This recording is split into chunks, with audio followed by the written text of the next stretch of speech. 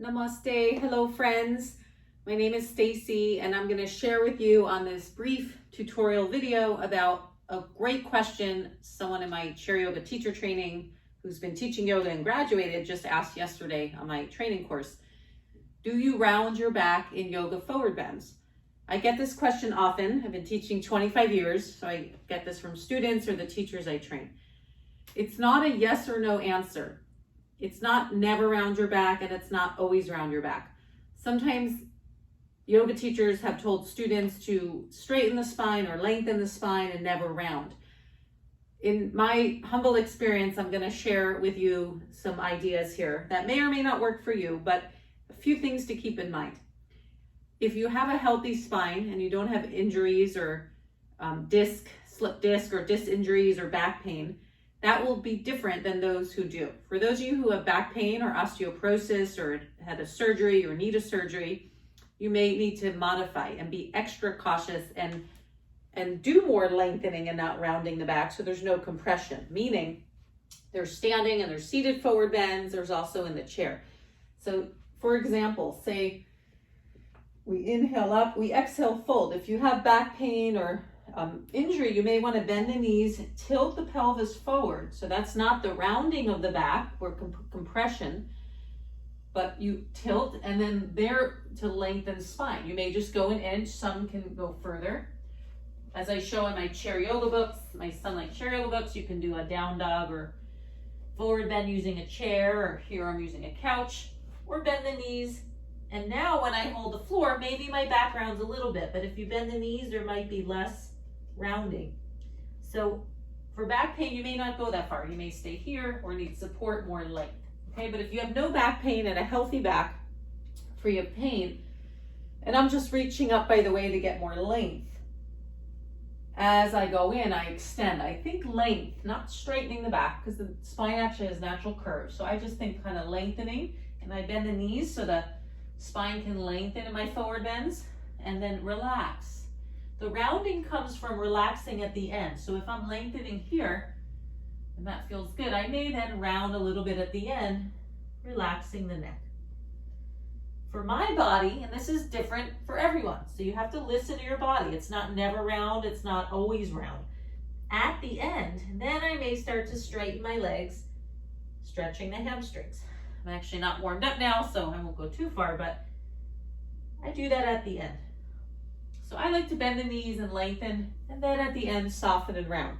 That would be the same in the seated forward bend, Paschimottanasana, which you would extend the legs on the floor, similar fold. I'll just show up here just so you can see clear in the video, but normally you can do this on the ground. Although in my chair yoga teacher trainings, I show if you're in a wheelchair or in a chair, you can put a second chair in front of you if you're not able to get on the ground. So the same thing there. Instead of rounding the back at the beginning of your forward bend, which would not be healthy on the lower back, that's where I'd say probably don't round. I would start by lengthening, tilt the pelvis forward, even bend the knees. Whether you hold the feet or use a belt, you might feel better lengthening. And then as you exhale and relax, then you may round a little bit at the end. Now, often in the yoga books from yoga masters, people see a forward bend with the yogi's chest on the thigh. The back's a little bit rounded at the end, whether standing or seated. So people see that and want to mimic it. But what they're not showing in the books is all the hours a day and the years of practice to get there. Unless their body was naturally flexible, but flexible does not always mean good alignment. So keep in mind when you see these photos, you're not seeing maybe they lengthened and did a lot of other poses for years of practice to get to the end where the back then can relax, where it may round a little bit. So I hope that helped. I hope that makes sense. In the chair yoga trainings for people at work or as I teach at assisted living homes, it's the same thing. I like to suggest people lengthen. And then at the end, if they're comfortable, perhaps rounding a bit. But that's, again, it's not okay for people with osteoporosis or if you have spinal injury or back pain.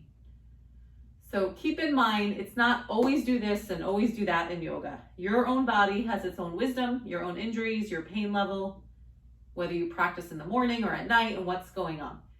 And the last thing I want to point out that a lot of people don't focus on is what we eat affects our body and the posture, which is why the yogic diet is trying to be healthy, focusing on plant-based, not animal products, so vegetarian or vegan.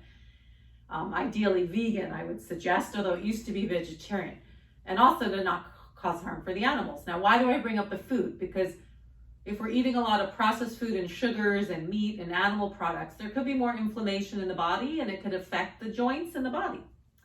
So if you start to notice also what you eat that day, eat plant-based, a balanced, healthy yogic diet, you might see a change in your postures as well as your health. So that, and then the meditation and the relaxation can relax your muscles as well.